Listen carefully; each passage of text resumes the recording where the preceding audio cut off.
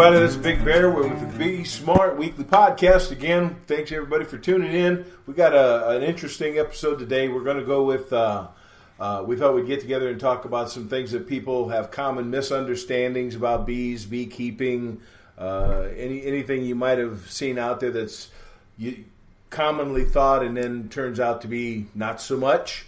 So we got a group of fellows today, the regular crew. We're minus Schawee today, but to my left, because y'all can see that, it's Anthony G. Yes, newbie. If you imagine you could see that, you'd be scared. And across my screen, which you wish you could see, on my right is a guy up. You're still south of me, aren't you? Yeah. I'm here. You're here. What I do? I'm awake. I'm good. Last but not least is my buddy down in Louisiana. Hi, y'all. Y'all. Now he's Texas. Yeah, when he's Texas over there. You started up to say the good-looking guy, and I thought you were going to talk about JP and then talk about me. So I appreciate that. You went with the good-looking guy first. And we're starting off with the misconceptions right off the bat. There you go. There we go, folks. We got it hooked up for you. Right. Okay. Now, we were talking a little bit just before we started this, because we were going to have a special guest on. He wasn't able to get it all together. We're going to invite him back another time, but it brought us into another discussion about things that we've all seen as we talk to new folks. We look online and in different places, and we see a lot of people will bring up, hey, I've got this issue, or we sometimes see, we'll call it well-intentioned advice, and it turns out they were misinformed and they're just not helping. And I'm saying this very nicely because one of our guys, we have, JP's our nice guy of the bunch. The rest of us, we're just kind of ourselves. Butt heads, I guess. Oh, we're just ourselves. Oh, that too. Okay. But we want to make sure that everybody's feeling good about this. We want everybody to be happy. So we're going to start off because Yappy, you had up a really good one you brought up right off the bat, and I think we'll kick off the whole thing with what did you bring up earlier? There was a post on one of the social medias not too long ago. There was a discussion about queens always having a mated queen when you catch a swarm, and through personal experience and stories that I've heard through JP and Schawee, where that's not always the case. You can end up finding multiple virgin queens in shaking a swarm, and as part of that discussion, if I ever find one, I look for more. Virgin queens being smaller, harder to find possibly in that swarm, but I tend to watch my swarms if I do end up finding a virgin queen, because I feel that there is a larger potential for finding another one, if not up to multiples in a swarm. You see that happen a lot, JP? Now, this actually, I posted one of Shawee's videos on the Be Smart. I posted a link to a video he did a couple of years ago where he did a swarm capture, and he counted 3 queens in that box that he captured the swarm in. I saw that video. Yeah, I saw it just this weekend. And so that's just perfect timing right there. Now, JP, you get a lot of that, right? Not as much as Schawee, to be honest with you. He gets a lot of that down there where he is. Yeah. But, most of the swarms I deal with just have one. Every now and then I'll get one that's got more than one, but I don't know what it is, what's going on over there in Schawee land, but he's always got, dealing with swarms with multiple queens in them. So, if you got multiple queens in a swarm, not all of them can be mated. It's impossible. Not going to happen.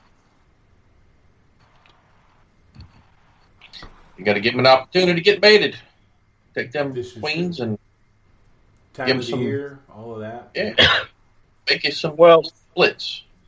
Yeah. See, the topic, I think part of what I brought up was the fact that a hive can produce after swarms, and true. If you go back into some of the old-time books, you will not read about after swarms. They were just swarms. The whys and whatever, I don't know why. but that it was particularly brought up about one of the most well-known books, the ABCs and what 1, 2, 3s or something of beekeeping, Right. and the book is in its 16th edition or production, and it had nothing to do with that. Well, the particular person that we were having the discussion with, just was dead set on the fact that because he read this particular book, which I'm all about, seeing new beekeepers as well as seasoned beekeepers alike, we can never read enough information about the hobby or even the business that we get into and getting other perspectives. But this particular conversation stood on the grounds of one particular production or publication, and that person swore up and down that it just could not happen. But yet, how have I done it? Well, we discussed the part of after swarms, and if you've got a very large hive, and they have created a swarm, a week ago, the original queen and a large amount of those bees are gone, there's a lot of cells left behind. Well, that would lead into the fact of one of the discussions or the point of views in these books is that the queen cells hatched out, and then all of a sudden that first queen out there, she goes around running around trying to stab, to kill the other cells or any other queen that might be in there. But yet, if that were a 100% truth, then how are we finding multiple virgins in a swarm hanging in a tree? I was wondering that. Well, no science behind it. There's general discussion, so I want you guys to kind of give me your opinion on this. My thought on this is that you have a large hive, and you have 3 queen cells that all hatch within the same few minutes, however long it takes. Why do virgin queens have to pip or pipe to each other in a hive? Why did they make that noise? What are we told about that? So they could locate each other? Locate rival queens. Okay, so if Sounding that's the each other case, out, yeah.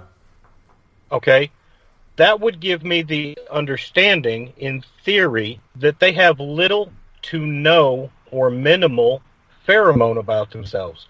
They have to sound to each other to find each other. Now, let's just say, we're not talking, and it could happen in your hive in your backyard, but if they have a low pheromone and they can't find each other, then go work with me on this theory. If you had a 10-frame box and you had one cell hatch out on frame number 3, you had another cell hatch out on frame number 7, but there's plenty of brood and bees in between. That minimal pheromone will create an allegiance to the bees that are around the queen on number 3, same thing on number 7. And at some point, the bees figure out on one of those frames that there's another queen in the hive. They choose to protect that queen, and they create another swarm. They push her out, along with the bees that are following her or have an allegiance to her. They push her out, and when she goes out, she only knows to fly to somewhere to take a break, or the bees direct her to a branch. She lands there, and now there is an after swarm. So they didn't go through the process of fighting it out to the death because her bees wanted to protect her because there was another queen in there, and therefore an after swarm is created. That's my theory. When I watched that video of Schawee, like I said, that was one of the first things I thought, and I'm just like, okay, well, I'm new. Eventually, this will come out, and I'll understand it. So I appreciate. It's funny, but I appreciate you bringing that up because, my thought was, in the video, he found 3 queens. Now, the low pheromone theory, that's worth looking into, as well as, because why would they need to make noise to find each other? So you bring us some points I hadn't even thought of. Well, Jamie Ellis he's a professor, beekeeping teacher down at Florida State. I may see him here in the next week or so at a symposium, and I'm going to present that to him to see if it's something that he might actually want to, present the theory to him and see if it's something that he actually has any thought, knowledge on, or something that he might actually want to turn around and actually investigate to see if there's any merit to that. But that would be a pretty neat thing. Yeah, I know I've read somewhere. Oh, I'm sorry. Go ahead, JP. Well, I'm just going to interject and say I don't know that it's all scent related. Virgins that hatch out, and it's almost like it's a war cry because they go on a war path. I mean, the little video I made in the attic, queen's piping video. Mm-hmm. You could see a queen that's piping. She's running around, okay, and she's piping. And at one point, I think we got about 3 or 4 queens at one time, all piping back. But it doesn't have to be a big hive, obviously, that'll hatch out or create multiple queen cells. I've seen hives that weren't that big, but regardless, whatever's hatching out, it seems you'll have some loyalty, at least some loyalty. I mean, it could be a small number of bees, but you'll always have a certain amount that are attracted to one of those queens. And that's why you got little small swarms, and why you got larger swarms. Now, I want to recall that I remember reading, and I want to think, and don't hold me to this because I've gone through so many books lately because of the Be Smart website trying to get stuff done. But I want to think I remember something written by Clarence Collison talking about virgin queens having a diminished or really low scent about them yet. They haven't really built that gland up there to disperse those kind of pheromones because they haven't mated yet. The act of mating builds those pheromones to go to that queen scent, and because of that's how all the bees pass around the scent of the queen, the mated mother queen and all that. That's a very strong scent and all that. But they tend to leave, by and large, they tend to leave virgin queens alone. They don't give virgin queens the same attention that they do the mated mother queen because they don't have that kind of scent to them. They'll have a really small, minor, diminished scent, but it's nothing that calls to them like that mother scent. So up here where we're at, we don't see a lot of multiple queens in one swarm. I've seen it happen, I think, once probably in the last 2 years myself. Not to say that it probably couldn't happen more, but that's just my own personal experience.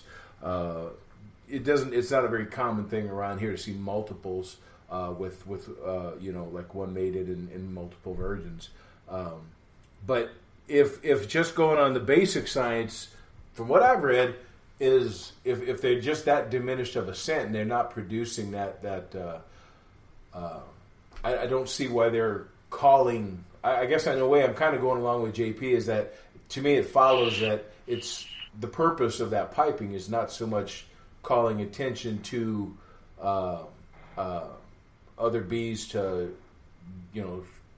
come to them or be form around them, but more like the sounding out for each other. They're looking for other virgin queens because I like that you call it a war cry. Somebody's watching some Viking movies lately or something, I think, JP. But yeah, they're hollering out, calling out for each other. I'm inclined to believe that based on the pheromone concept. And like I said, I think it was Clarence Collison who put that. I'll have to look that up now to try to remember that better. But that's just my own thinking on that too, based on the reading. Well, you've seen swarms that you've shook, and the bees are all over the place. Right. And let's say you catch that queen, and she's small, and she may be a virgin queen. We don't know, but for sure. But the bees are all over the place, and they keep going back up, and it just takes so much longer. Those swarm shakes where it just takes a while for them to really find that queen.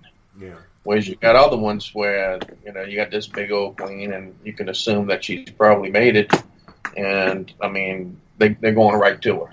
So I mean, I'm sure we've all seen a little bit of that.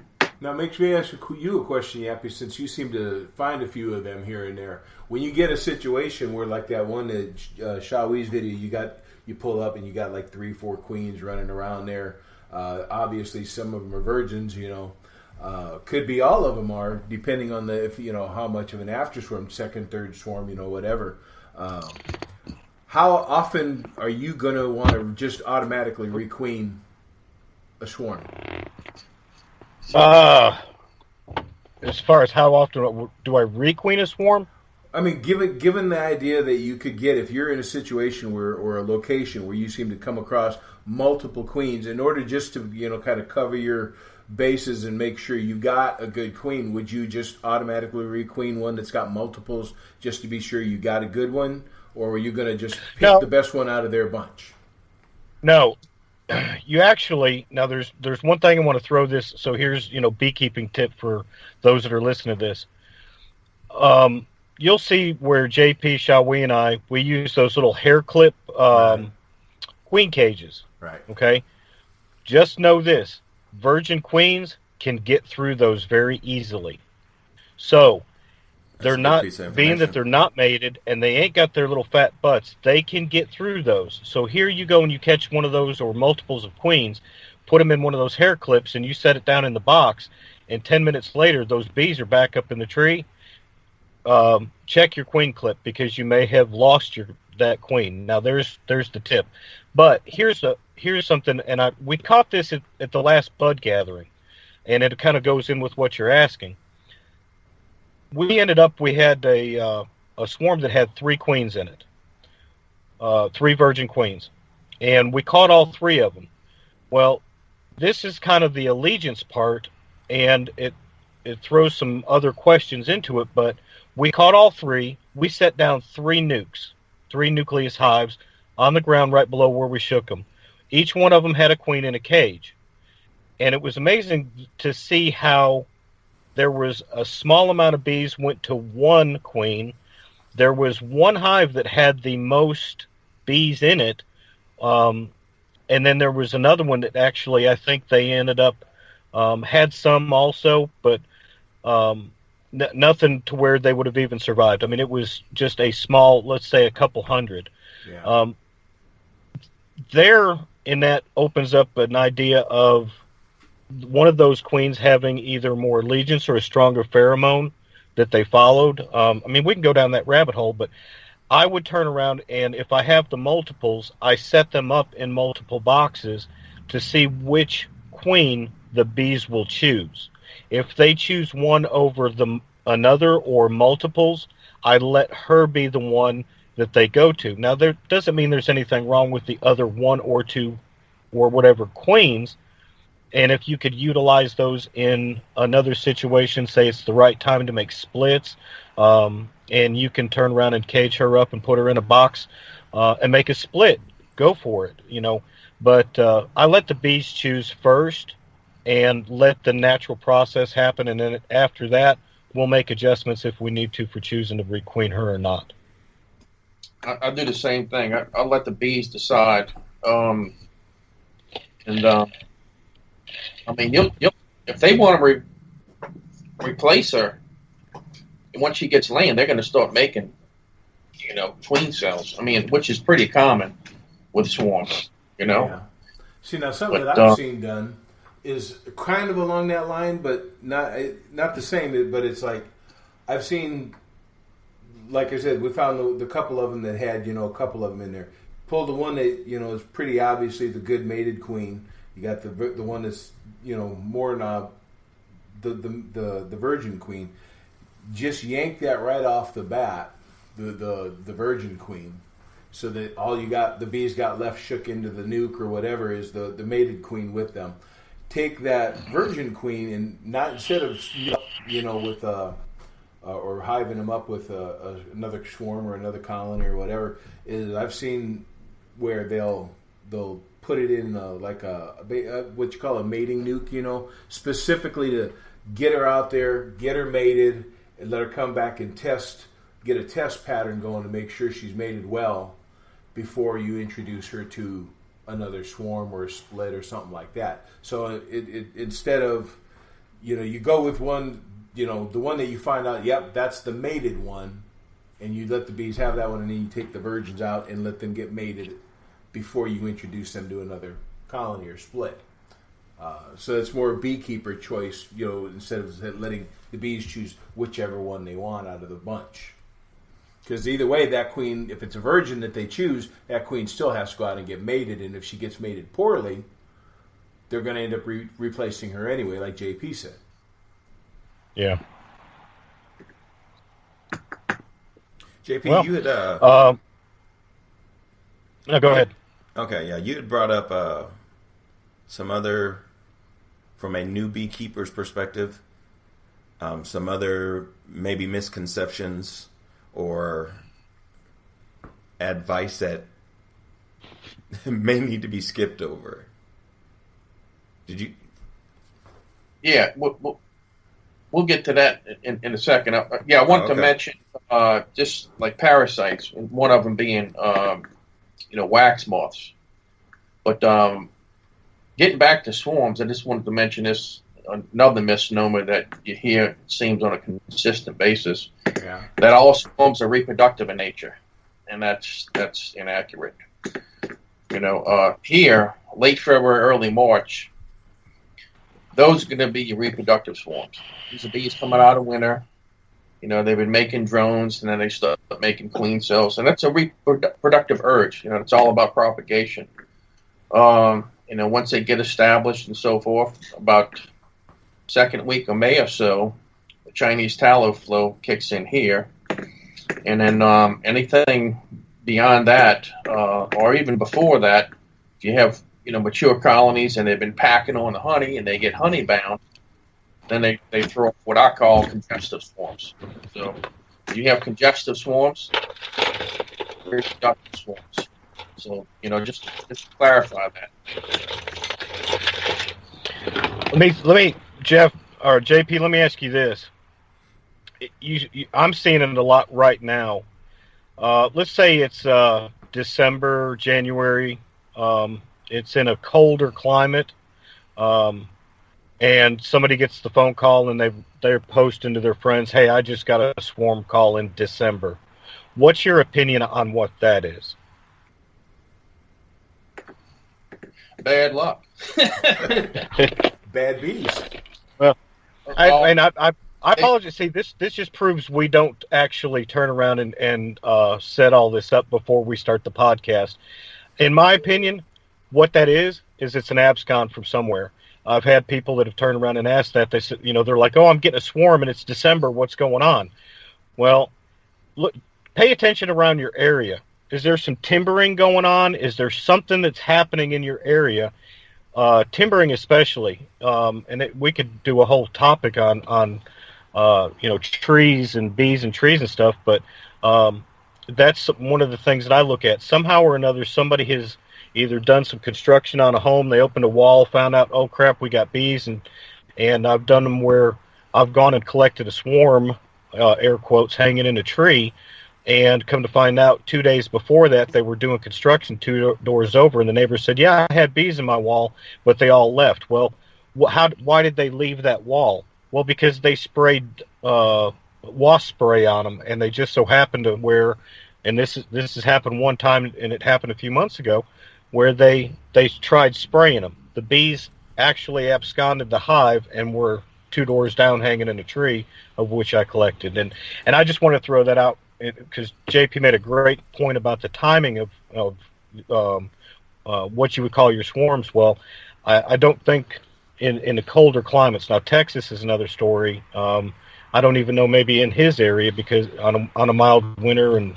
stuff that may get. But in Missouri, I would say it's very possibly more so an abscon than a swarm. Let me interject, if you don't mind. In my experience, I would consider abscon to be some of the largest swarms. Okay, so yeah, if you got a humongous swarm, and you hear that commonly, this must be an abscon. Okay, now these late swarms, like you mentioned, Yappy. Yes. See, what I thought you were approaching was bringing up was late smallish swarms, and those I think are probably, in my opinion, or hives that probably had to replace a queen. Okay, and then you had one that got jousted, and you had a certain loyal following. Right. Of course, down here, you got a mild winter, and you got a stretch, 7 to 10 days where it's warm. The bees can get confused too, and we might be seeing more and more of that. If it proves that these winters or that the Earth is, warming. I think we're going to start seeing more and more. I got a call yesterday, in fact. This guy walks by a tree every day and all this, and what he's describing sounded like a swarm that was trying to take residency in a voided tree, a dead tree. But, it's not even February yet, so that would be kind of bizarre. But then, with these mild winters we've been having, So, anyway, who's to say what you got, these late swarms, but obviously they can be. I mean, I do always, mention that your late swarms, swarms, you have your peak periods. Down here, like I said, they start late February, early March. If I had to pick one month where the bees, going berserk, throwing off swarms, it would be April. Okay. And then, May, June, July, that could be congestive swarms. And then, man, if I got something, I'm getting swarm calls when they're really not swarming all that much. Those could be abscons, especially in an area where you have a lot of bees, and maybe a more residential area because you got more, incidences happen in residential areas, obviously, than you got in, wooded areas. See, now, right. I've had it happen here where you're talking about the abscons. People think it's a swarm and it's really an abscon. Where you guys are, I don't know that people really use fireplaces a whole lot. You got to keep it warm for the most part. Up here, wintertime fireplaces, I mean, people will kick them on depending on how, in October, I've had people, late September, people kicking up their, a nice outdoor fireplace, or even if they got a nice fireplace in the house, get some chilly nights, they're starting to fire it up already. And I've been called on what were swarms, and what it turns out is a lot of times bees, especially in I can't tell you how many I've gotten where they're in the chimney of a house, and then these people will go and fire up that fireplace for the first time of the season. That forces an abscon. Them bees are up and out, and they end up in a tree, maybe a couple houses down or in the backyard or somewhere else like that. They never fully realized, especially when you got trees that, the branches kind of swing out close to the house. They don't realize that, they don't see the bees in and out. So a lot of people haven't realized they had bees in their chimneys. But they all look like, well, hey, we got the bees down here. Well, and then all of a sudden you find out, well, yeah, there's a nest. You go look, I'll climb up, and you can look down a lot of times to see where they started building all the comb. Well, they fired up the fireplace, and then first question, you turn the fireplace on, you light it up lately. Oh, yeah, we just turned it on the other night. It got, kind of cool, so we fired it up right there, forced an abscon, and that's it turns out, especially, like I said, late September, even, usually most of that it gets done up here, by the time December hits, most of that, if they're going to fire it up, something force that out, it's done before December, but, it can happen, I can see those late ones being more likely to be an abscon than an actual reproductive swarm, just because something happened for the habitat, for the environment, to just make it, untenable. That was a $3 word. There you go. Yeah, and in talking about abscons, that can happen for a variety of reasons too. Since we're on the subject, parasites.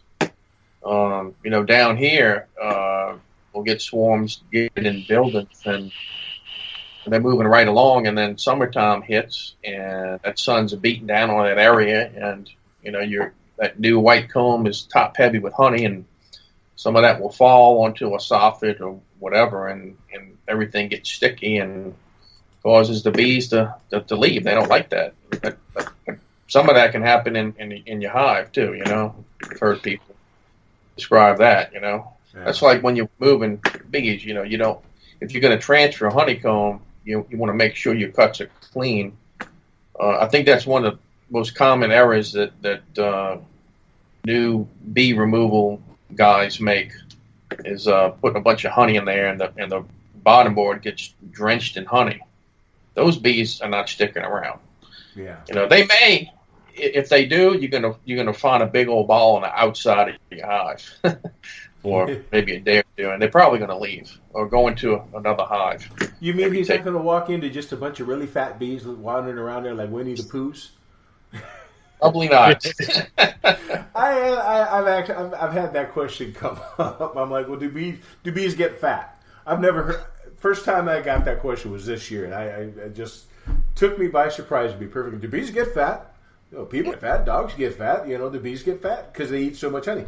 Well, bees gorge, but it was just an interesting question. So when you say that, I can just imagine. I get this mental image of a bunch of little little bees rolling around trying to suck up all that honey off the bottom board. Can't get out of the hive. When's the last time? Now those are called drones. Okay, those are called drones. When's the last time you saw a fat hummingbird? Yeah, really. Now, I want to get back real quick. We just hit on it real quick about the wax moth issue. Yeah. Because you'll hear this commonly, usually amongst new people, maybe, that's been fooling with them a year or two. And I've been seeing this more and more. A hive that... Dude, yeah, you sound like you're on a respirator, man. A hive, for whatever reason, failed. And they go in and they see evidence of wax moths. Wait, you having a problem with my audio? No, it was me. No, we're good. He sounds like he's on a respirator over there. He's hitting his vapor thing. I'm playing Darth Vader. I got my Darth Vader hat on. Right. So, for whatever reason, the hive failed, and a newbie goes in and they see evidence of wax moth. There's no bees, or just a few bees. You got cocoons everywhere. You got webbing. Wax moth, obviously, to an experienced beekeeper, they didn't cause that hive to fail. Something else caused the hive to fail. So now you have all this webbing in between your frames. You have cocoons that are attached to your frames. Some of them even dug in a little bit. I keep hearing, well, the solution is to burn the frames or throw them out, whatever, and build some new frames, start anew. Well, you're talking for wax moth? Somebody's telling to burn the frame for wax moth. Yep. So that's why I'm bringing this up. Obviously, you don't need to do that. Well, no, because I see wax moth ridden frames, and I think that's a good swarm magnet right there. I'll stick that in a nuke box, and bees love that stuff. Well, what I'll do, depending on if you have plastic foundation or whatever kind of foundation you have. Well, if you have plastic, because if it was wax, it probably wouldn't be there anymore. But basically, the idea is to go in with your scraper and just clean up what you can. Right. You don't have to nitpick every last cocoon that's on your frame, but do what you want. But the bees aren't going to mind, and you can reuse that equipment. That's a whole other topic. We can get into foul brood another day, but that would be the only reason you'd burn equipment. That's it. Yeah. That's all. Now here's the thing. There's people nowadays who even say you don't have to. I mean, they're sold on these. There's chemicals lately that they even don't want to do it with because of those. So, right? They can scorch it or whatever. Now I heard scorching won't do it though. Yeah, that could be a whole other topic. Oh yeah, that's another topic. Yeah. But are you talking about taking a complete frame and throwing it in the fire, as in burning it, or are you talking about basically the scorching method where you just take a hand torch and run around the sides of the frame and whatnot? Are you talking about a complete burn or just a scorch on wax moth damage? No, I keep I keep seeing advice being given, okay, to throw mainly frames, throw the equipment away. I've even heard them, say to burn the hive, the whole thing, and so if you do not need it, oh my goodness. Yeah, just want to bring that up. Anybody listening that hadn't been fooling with bees too long, okay? sooner or later you're going to have a hive that fails. You're not going to be there when it does, and when you go into that hive, you're going to see evidence of wax moths. Okay, you do not need to burn your equipment. Okay, just clean it up, air it out, and another colony will be more than happy, with that setup. In fact, as Tony mentioned, it will likely be attractive to a swarm or another colony because bees have an uncanny sense of smell and they're attracted to the familiar. Okay, so like I have people ask me, well, if the queen wasn't in your box, why do the bees march in your box? And my answer always, of course, would be, well, because I've had bees in there before and they can smell that familiar scent. And that's what they go for. And, the queen will, obviously on a swarm, vast majority of bees marching to a box, the queen's going to follow. So. Yeah, she's not the first one to just go running in and saying, hey, guys, this looks great. I mean, the same thing that makes bees go find that new home when they are in swarm mode and they, are attracted to a location, old beehives make the best swarm traps just because it smells like home. That it's kind of amazing when out around, because I'm out in the sticks and I've known to have swarms show up in my yard just because the yard smells like bees, and with the hives out there, and have had bees show up at my place, watched them come in, and that familiar smell of an apiary attracts those bees to come to that area. Makes sense. The bee yard's a great place to keep some extra hives or swarm traps. You'll catch. All right, we're getting on along in the show. We've had a lot going on. I want to take this now and see if we can kind of build this in towards the end of the episodes going forward. But while we still got a little bit of time left, is kind of just a parting shot, something that's been on your mind that you just want to throw out there before we, give something people to think about, or something you got on your mind, whether it's bees, beekeeping, I don't know, whatever it is, just anything. Well, I got something on my mind. Uh-oh. I want you to know. Yeah, I want you to know that JP's a great guy, but when it comes to pecan LaFreeze, he can be very, very mean if you don't get him one. So if you ever want to make friends with JP, you need to get him a pecan LaFreeze right out of the gate. Wait, just saying. Pecan LaFreeze. And that's why he and I are great friends, because if he really knew me better than he thinks he does, he'd get me the creme-brulee LaFreeze. Oh, quit. No, you can't change up. It was pecan LaFreeze.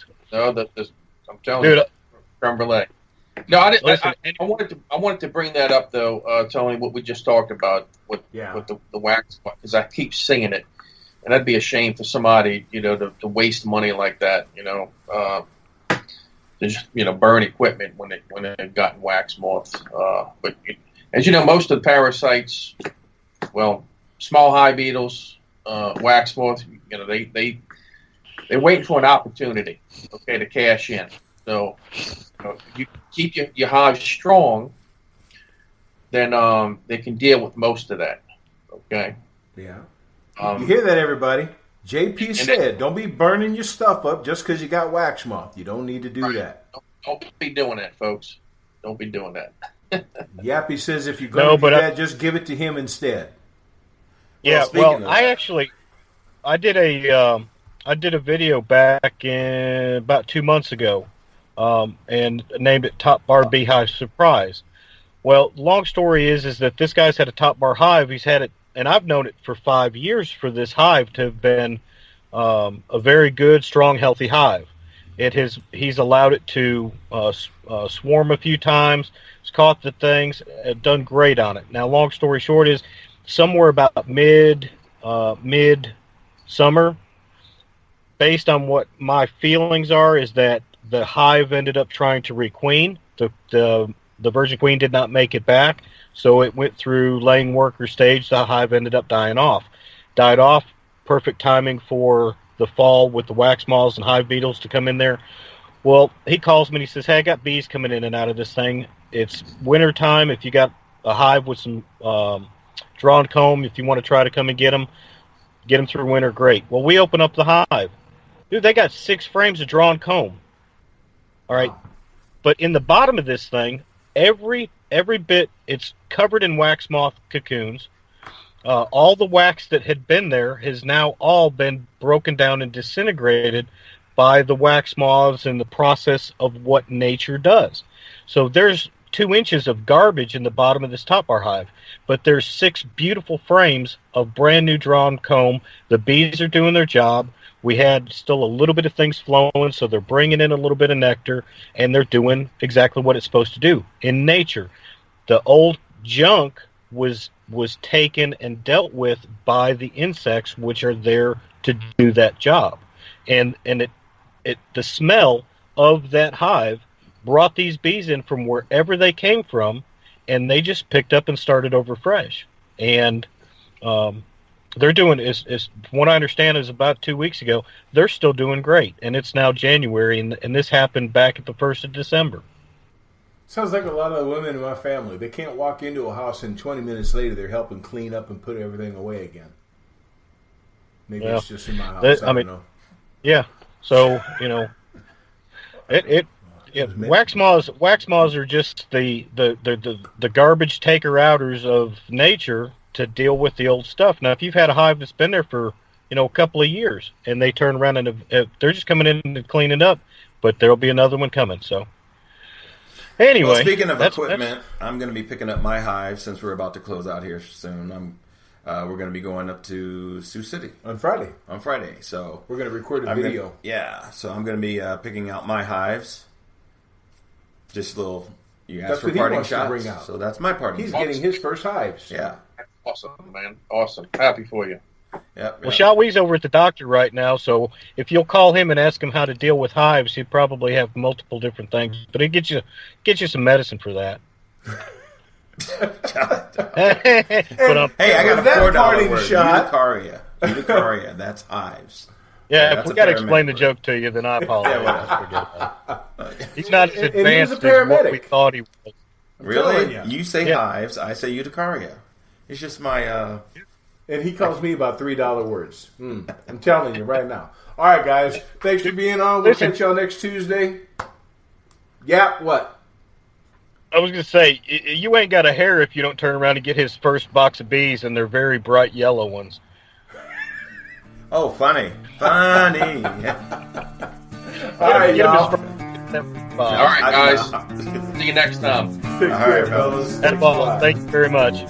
Bye-bye. Catch you on this next week. Bye. Thank you. Bye-bye.